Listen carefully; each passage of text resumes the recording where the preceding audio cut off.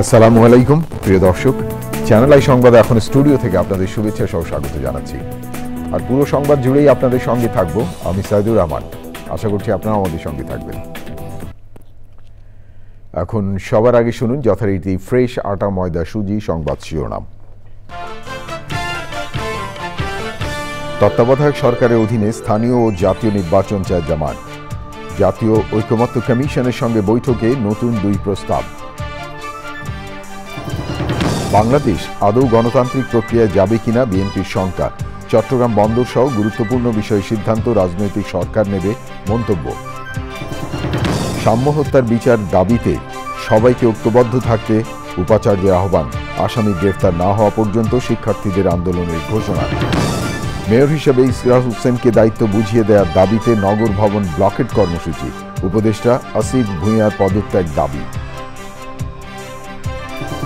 এবং আরব আমিরাতকে 27 রানে হারিয়ে 2 ম্যাচের টি-20 সিরিজে বাংলাদেশের লিড। পারভেজ হোসেন ইমনের ক্যারিয়ারের প্রথম টি-20 সেঞ্চুরি।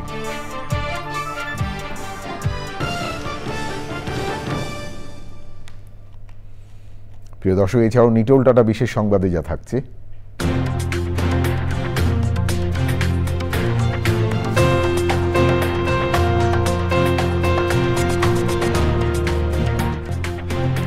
কিংবদন্তি সঙ্গীত শিল্পী সাবিনা ইয়াসমিনের টরন্টোতে 8ম বাংলাদেশ ফেস্টিভ্যাল মাতানোর খবর।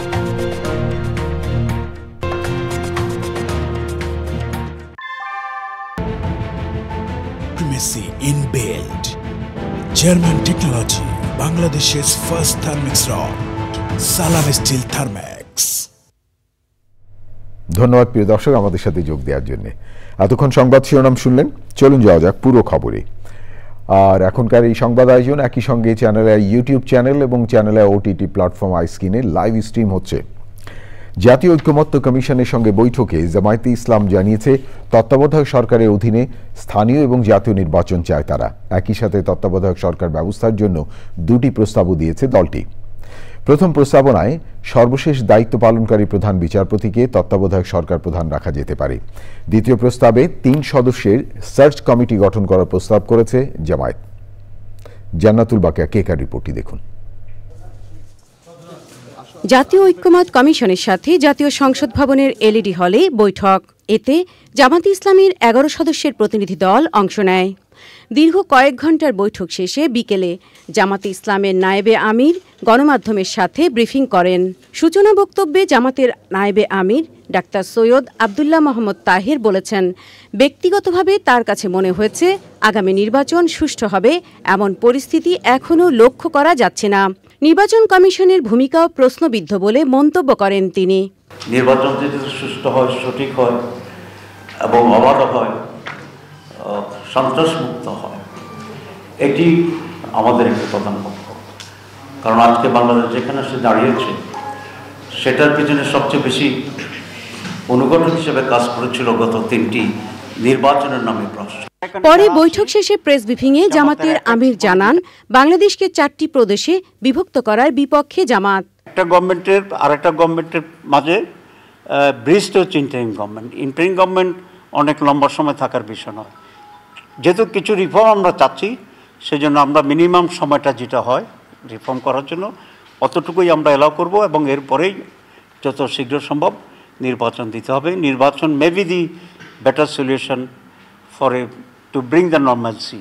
ঐকমত্য কমিশনের সহসভাপতি ডক্টর আলী রিয়াজ বলেছেন, জাতীয় সনদ তৈরির চেষ্টা চলছে, তবে শুধু কমিশন নয়, ঐকমত্য তৈরিতে সকল রাজনৈতিক দল ও সামাজিক সংগঠনগুলোর দায়িত্ব রয়েছে।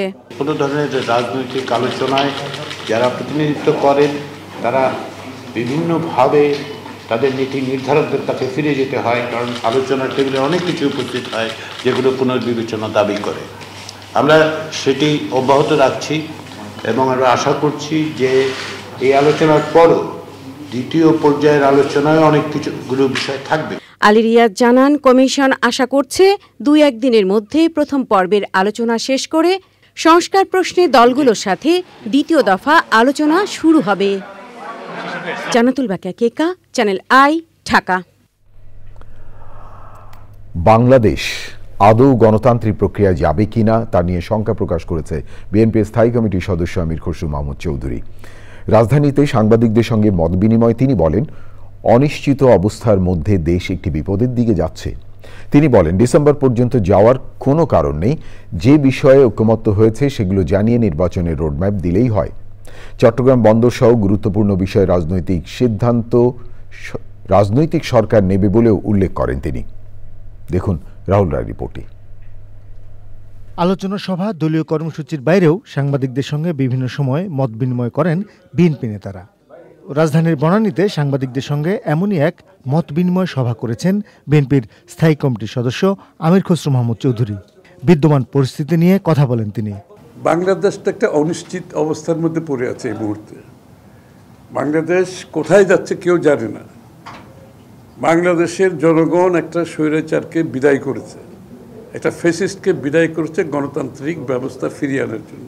তারপর থেকে যে গণতান্ত্রিক অর্ডারের মধ্যে, প্রক্রিয়ার মধ্যে দেশটা যাবে, এখন পর্যন্ত কোনো লক্ষণ দেখা যাচ্ছে না। জাতি সংখ্যার মধ্যে পড়ে গেছে এবং এই সংখ্যা যত দিন যাবে এটা বাড়তে থাকবে, অস্থিরতা বাড়তে থাকবে, দেশকে একটি বড় ধরনের বিপদের দিকে ঠেলে দেওয়া হবে।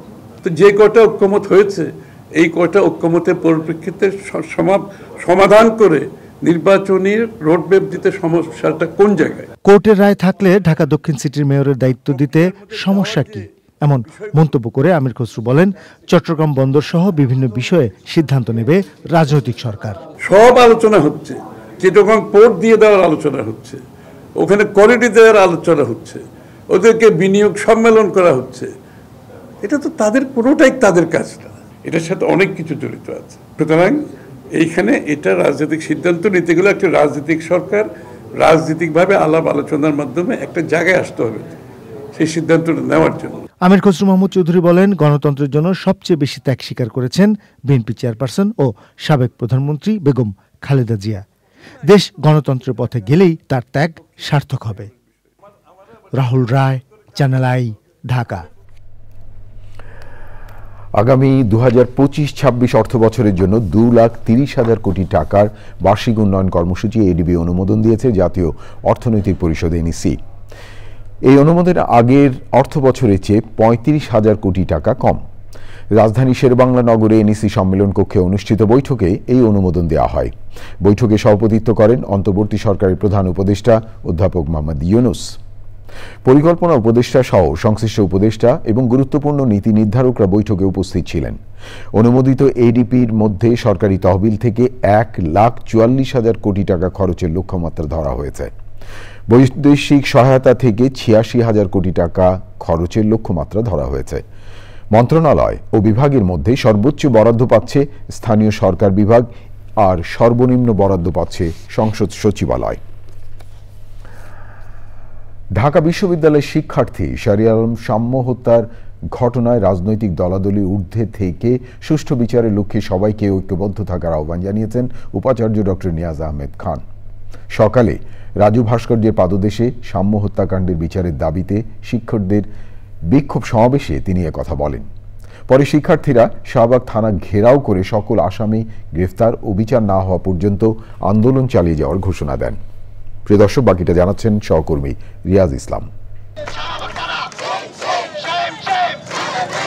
শাহরিয়ার আলম সাম্য হত্যার প্রতিবাদে স্লোগানে উত্তাল ঢাকা বিশ্ববিদ্যালয় ক্যাম্পাস। শিক্ষক শিক্ষার্থীদের দাবি একটাই, সাম্য হত্যার সাথে জড়িত প্রত্যেককে দ্রুত আইনের আওতায় এনে ন্যায় বিচার করা।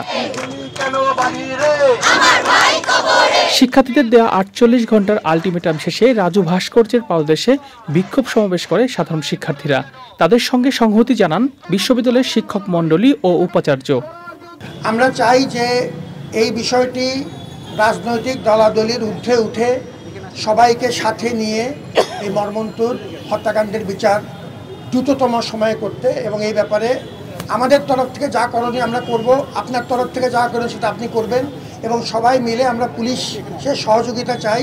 সুষ্ঠু তদন্ত ও দ্রুত বিচারের দাবিতে শিক্ষার্থীরা মিছিল নিয়ে শাহবাগ থানার সামনে অবস্থান নেয়। ঘণ্টাব্যাপী অবস্থানের পর পুলিশের আশ্বাসে ক্যাম্পাসে ফিরে যায় শিক্ষার্থীরা। আমরা এই অগ্রগতিতে আপাতত আমরা মনে করছি প্রপারলি এগোচ্ছে, ঠিক আছে, তবে আমরা খুব ক্রিটিক্যাল ইয়ে নিয়ে এটা দেখছি। আমরা এখানে বেশ কিছু প্রশ্নও তুলেছি, ওনাদের কাজের অগ্রগতি সম্পর্কে ওনাদেরকেই প্রশ্ন তুলেছি। তো ওনারা বলছেন এই সবগুলো বিষয় ওনারা দেখবেন। শিক্ষার্থীদের যাতে উত্তেজিত করে কোনো ফায়দা হাসিলের চেষ্টা না করা হয়, এদিকে বিশ্ববিদ্যালয় প্রশাসনের সজাগ দৃষ্টি রাখার আহ্বান জানাচ্ছি। হত্যাকারীদের দ্রুত গ্রেপ্তারের দাবিতে সচিবালয়ে স্বরাষ্ট্র উপদেষ্টার সঙ্গে দেখা করেন সাম্যর সহপাঠীরা। রিয়াজ ইসলাম, চ্যানেল আই, ঢাকা।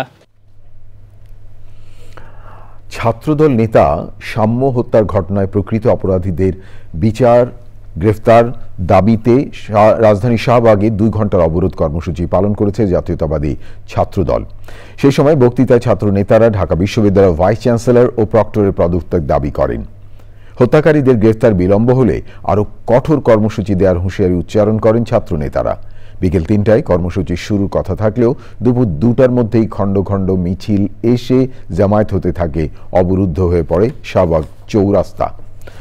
যানবাহন চলাচল বন্ধ হয়ে যায়, ভোগান্তিতে পড়েন যাত্রী সাধারণ। সাম্য হত্যার ঘটনায় গ্রেফতার 3 জনের রিমান্ডে জিজ্ঞাসাবাদ চলছে। মামলাটি তদন্ত করতে ডিবিকে নির্দেশ দিয়েছেন ঢাকার পুলিশ কমিশনার।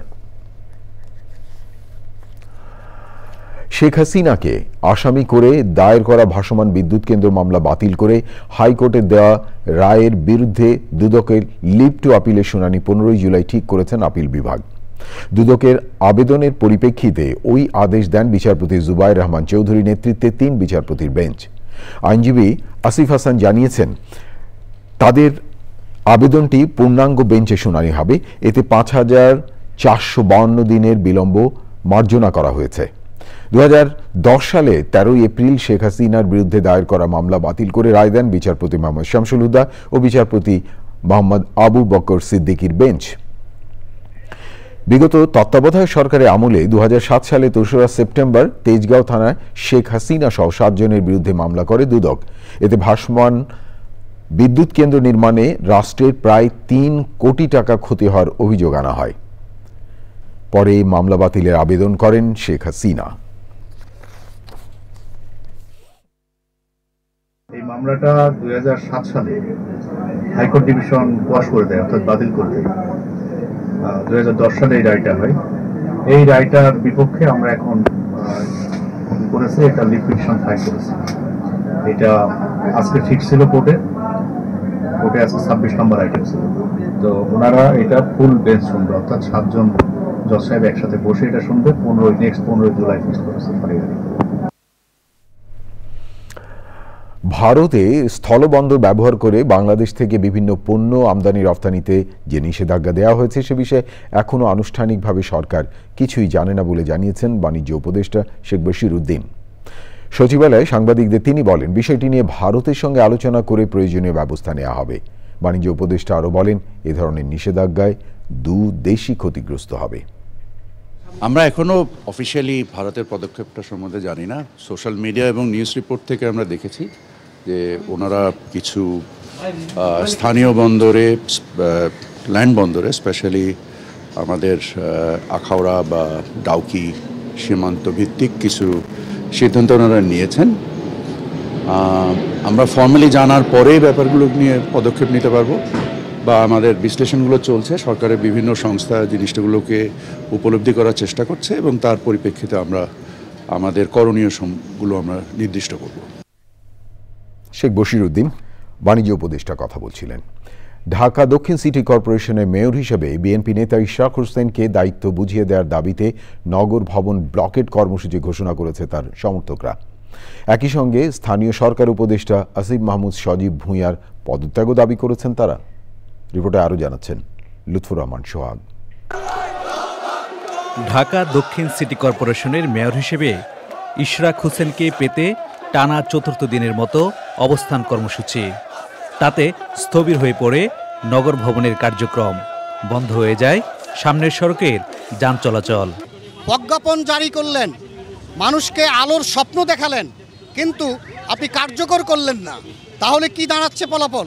স্বভাবত কারণে আমরা বুঝতে পারি আপনারা আপনাদের লোক দিয়ে প্রশাসন চালাতে চাচ্ছেন, ভাগবাটোয়ারা নিজেরা করতে চাচ্ছেন। এই ধরনের প্রশাসক দিয়ে লুটপাট করে, অতীতে যেভাবে লুটপাট করেছে, সে লুটপাটের ফ্যাসিস্ট সরকারের পেতার তারা এটা যাতে না হয় এই ধরনের ষড়যন্ত্র করছে। আন্দোলনকারীদের অভিযোগ, ইশরাক হোসেন যাতে নগর ভবনে বসতে না পারেন সেজন্য গড়িমসি করছে সরকার।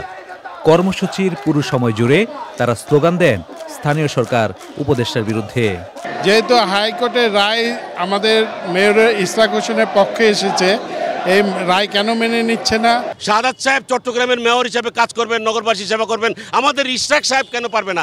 একই তো কেস। এই আন্দোলন চলমান থাকবে, প্রয়োজনে হলে যমুনায় আমরা ঘেরাও করব। দ্রুত দাবি মানা না হলে কঠোর আন্দোলনের হুঁশিয়ারি দিয়েছেন ইশরাকের সমর্থকরা।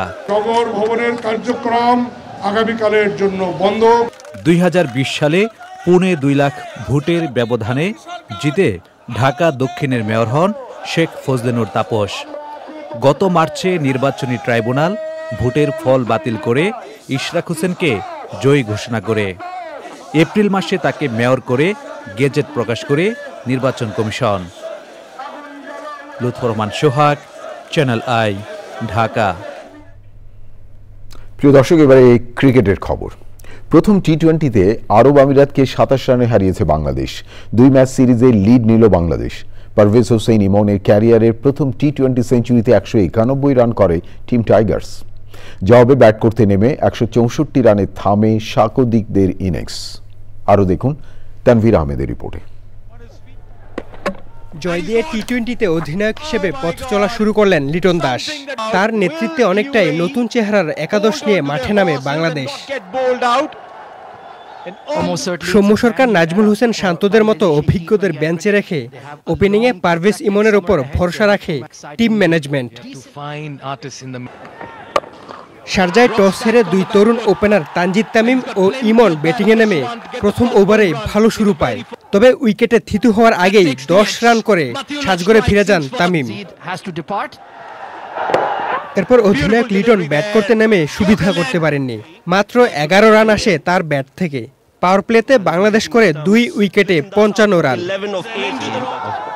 তাহিদ হৃদয়, জাকের আলীরা শুরু পেলেও উইকেটে টিকতে পারেননি। ব্যাটারদের আসা যাওয়ার মাঝেও আরেক প্রান্তে রীতিমতো ঝড় তুলেছেন ইমন। শেষ পর্যন্ত 9 ছক্কা ও 5-4-এ তার ইনিংস থামে 54 বলে 100 রানে। বাংলাদেশ 7 উইকেটে 191 রানের সংগ্রহ পায়। তামিম ইকবালের পর টি-20তে দ্বিতীয় বাংলাদেশি হিসেবে সেঞ্চুরি করেছেন ওপেনার ইমন। 2016 সালে টি-20 বিশ্বকাপে ওমানের বিপক্ষে তামিম 3 অঙ্ক ছুঁয়েছিলেন 60 বলে, আর ইমনের সেঞ্চুরি করতে লেগেছে 53 বল। সাথে টি-20তে বাংলাদেশের হয়ে এক ইনিংসে সর্বোচ্চ ছক্কা রেকর্ড এখন ইমনের। জবাবে ব্যাট করতে নেমে 41 রানে 2 উইকেট হারায় আরব আমিরাত। অধিনায়ক মোহাম্মদ ওয়াসিম ও রাহুল চোপড়ার 62 রানের পার্টনারশিপে শুরুর ধাক্কা ভালোভাবে কাটিয়ে ওঠে স্বাগতিকরা। ওয়াসিম 39 বলে 54 করে আউট হন। রাহুলের ব্যাট থেকে আসে 35 রান। এরপর আসিফ খানের জড়ো ব্যাটিংয়ে জয়ের স্বপ্ন দেখে আরব আমিরাত। 21 বলে 42 রান করা আসিফকে ফিরিয়ে বাংলাদেশের জয় নিশ্চিত করেন পেসার হাসান মাহমুদ। বাংলাদেশের হয়ে এই পেসার নিয়েছেন 3 wicket. Tanvir Ahmed, sports desk, channel I. ক্রিকেটের আরও খবর। তামিম ইকবালের পর আন্তর্জাতিক টি-20তে বাংলাদেশ দ্বিতীয় সেঞ্চুরি দেখা পেয়েছে পারভেজ ইমনের হাত ধরে। প্রায় 9 বছর পর টি-20তে ম্যাজিক ফিগার আনা পারভেজ ইমন জানিয়েছেন তামিমের অনুপ্রেরণা তাকে এতদূর নিয়ে এসেছে। পারফরমেন্সের ধারাবাহিকতাই এখন ধরে রাখার লক্ষ্য টাইগার ওপেনারের। স্বাগতিক আরব আমিরাতের বিপক্ষে সিরিজের দ্বিতীয় এবং শেষ ম্যাচ সোমবার রাত 9টায়। পাকিস্তান সফরের আগে জয় দিয়ে UAE সিরিজ শেষ করতে চায় পারভেজ ইমনের টিম টাইগার্স।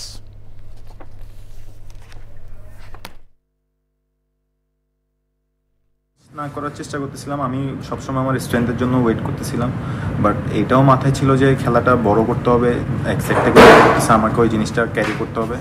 সো আমি আমার বেস্টটার চেষ্টা করছি। ড্রেসিং রুমে আসার পরে আমার মনে পড়ছে যে তামিম ভাই ফার্স্ট সেঞ্চুরি ছিল, সো এটা আমার সেকেন্ড ছিল। সো সব মিলিয়ে ভালো লাগছে। তামিম ভাইয়ের ছোটোবেলা থেকে ফলো করতাম। শুরু হচ্ছে বিভিন্ন সামাজিক ইস্যু এবং পরিবর্তনের গল্প নিয়ে তরুণদের ভাবনায় বিশেষ টেলিভিশন শো ভিন্ন ভাবনা। সকালে চ্যানেল আই কার্যালয়ে এই শোর নাম উন্মোচন করা হয়, একই সাথে নাম বিজয়ীকে পুরস্কার প্রদান করা হয়।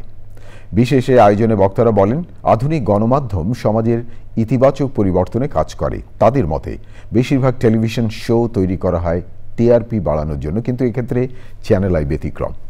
রিপোর্টে আরও জানাচ্ছেন তাফিমুল ইসলাম। ওয়াটার এইড বাংলাদেশ ও চ্যানেল আইয়ের যৌথ উদ্যোগে বিভিন্ন সামাজিক ইস্যু ও পরিবর্তনের গল্প নিয়ে তরুণদের ভাবনায় বিশেষ টেলিভিশন শো এর আনুষ্ঠানিক নাম ঘোষণা অনুষ্ঠান। দেশ বিদেশ থেকে পাঠানো 3000 প্রস্তাব থেকে বেছে নেওয়া হয় একটি নাম। বিদেশ থেকে ডাক্তার শামীমের পাঠানো ভিন্ন ভাবনা নামটি নির্বাচন করে জুরি বোর্ড। ভিন্ন ভাবনা টেলিভিশন শোটি পরিচালনা করবেন স্বপ্না রেজা। নামের জন্য কেন এই ব্যতিক্রমী আয়োজন তা তুলে ধরেন তিনি।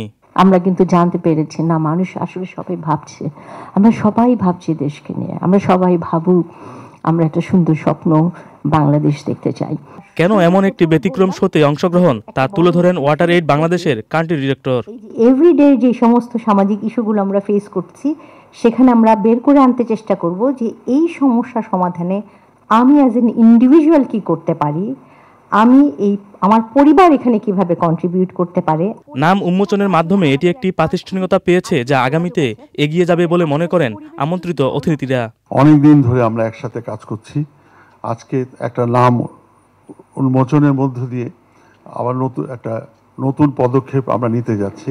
আধুনিক গণমাধ্যম তার সাথে আরো দুটি কাজ করে, একটা হচ্ছে টু মোটিভেট টু পারসু, এবং সেই পারসুটা কেন করে, মোটিভেটটা কেন করে, in order to bring positive change. Channel I ও ওয়াটার এইড বাংলাদেশ যে উদ্যোগ নিয়েছে তা সেই লক্ষ্যে তাড়াতাড়ি পূরণ করবে বলে আশা তাদের। তাফহিমুল ইসলাম, চ্যানেল আই, ঢাকা। আমার হাতে আরো খবর আছে প্রিয় দর্শক, দেখতে থাকুন চ্যানেল আই সংবাদ। এবারে বিরতি, আর বিরতির পর যা দেখতে পাবেন। যুক্তরাষ্ট্রে কেন্টাকি ও মিজৌরি রাজ্যে টর্নেডোতে 21 জনের মৃত্যু, ক্ষতিগ্রস্ত এলাকায় আটকে পড়া মানুষদের উদ্ধার কাজ চলছে। প্রিয় দর্শক, আন্তর্জাতিক অঙ্গনে শুরুতে আপনাদের নিয়ে যাচ্ছি মার্কিন যুক্তরাষ্ট্রে। যুক্তরাষ্ট্রে কেন্টাকি এবং মিজৌরি রাজ্যে ভয়াবহ টর্নেডোতে কমপক্ষে 21 জনের মৃত্যু হয়েছে, আহত হয়েছেন অনেকে। স্থানীয় সময় শুক্রবার রাতে কেন্টাকি এবং মিজৌরির বেশ কিছু এলাকায় একাধিক টর্নেডো আঘাত আনে। কেন্টাকি গভর্নর এন্ডি বেশিয়ার এক্স বার্তায় জানান, শুক্রবারের রাতের ঝড়ে রাজ্যে অন্তত 14 জনের মৃত্যু হয়েছে। কেন্টাকিতে ঝড়ে সবচেয়ে বেশি ক্ষতিগ্রস্ত হয়েছে লরেন কাউন্টিতে। শেরিফ অফিস জানিয়েছে ক্ষতিগ্রস্ত এলাকায় আটকা পড়া মানুষদের উদ্ধারের কাজ চলছে। অন্যদিকে মিজৌরি রাজ্যে অন্তত 7 জনের মৃত্যু হয়েছে। প্রিয় দর্শক, এবারে নিটোল টাটা বিশেষ সংবাদ।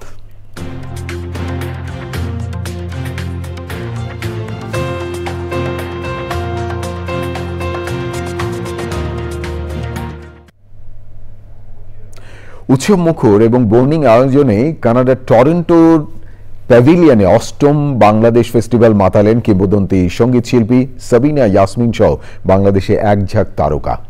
কর্মময় একঘেয়ে জীবন থেকে বেরিয়ে প্রবাসী বাঙালিরা মেতেছিলেন অন্যরকম এক মিলন মেলায়। প্রিয় দর্শক, দেখুন কানাডা থেকে সহকর্মী আসান রাজীব বুলবুলের রিপোর্টে।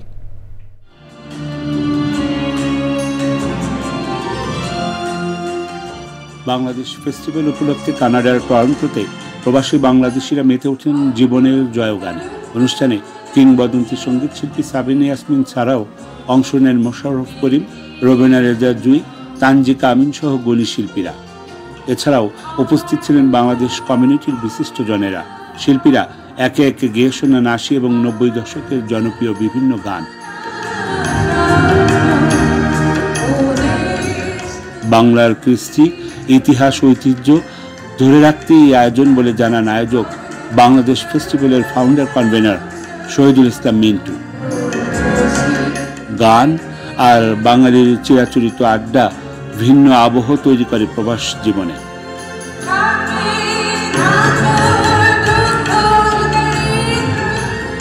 কানাডা থেকে আহসান রাজীব বুলবুল, channel I.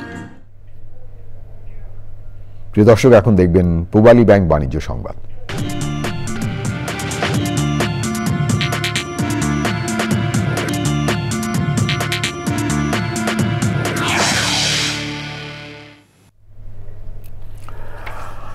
Oral saline brand or saline N আরও আধুনিক এবং আকর্ষণীয় নতুন ডিজাইনের প্যাকেজিংয়ে বাজারে এসেছে এসএমসি ওর স্যালাইন নামে।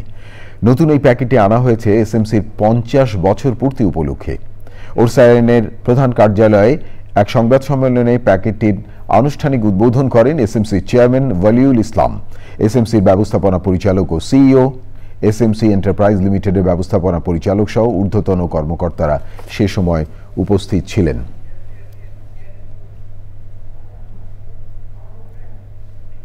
প্রিয় দর্শক, থাকুন চ্যানেলের সঙ্গে, ফিরছি একটু পরে আরো খবর নিয়ে। আবারও বিরতি, আর বিরতির পর যা দেখতে পাবেন, ম্যান সিটিকে হারিয়ে ইংলিশ এফএ কাপের শিরোপা জিতল ক্রিস্টাল প্যালেস। ফাইনালে সিটিজেনদের 1-0 গোলে হারিয়ে 120 বছর পর ইতিহাস ক্রিস্টালের।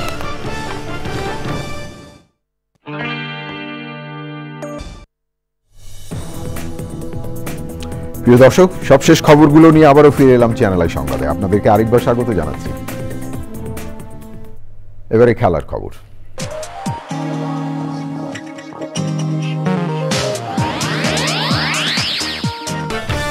তত্ত্বাবধায়ক সরকারের অধীনে স্থানীয় ও জাতীয় নির্বাচন চায় জামায়াত। জাতীয় ঐক্যমত্য কমিশনের সঙ্গে বৈঠকে নতুন 2 প্রস্তাব। বাংলাদেশ আদৌ গণতান্ত্রিক প্রক্রিয়ায় যাবে কিনা বিএনপির শঙ্কা। চট্টগ্রাম বন্দর সহ গুরুত্বপূর্ণ বিষয় সিদ্ধান্ত রাজনৈতিক সরকার নেবে মন্তব্য। সাম্য হত্যার বিচার দাবিতে সবাইকে ঐক্যবদ্ধ থাকতে উপাচার্যের আহ্বান। আসামি গ্রেফতার না হওয়া পর্যন্ত শিক্ষার্থীদের আন্দোলনের ঘোষণা। মেয়র হিসেবে ইশরাক হোসেনকে দায়িত্ব বুঝিয়ে দেওয়ার দাবিতে নগর ভবন ব্লকেট কর্মসূচি। উপদেষ্টা আসিফ ভুঁইয়ার পদত্যাগ দাবি। এবং আরব আমিরাতকে 27 রানে হারিয়ে 2 ম্যাচে টি-20 সিরিজে বাংলাদেশের লিড। পারভেজ হোসেন ইমনের ক্যারিয়ারে প্রথম টি-20 সিরিজ।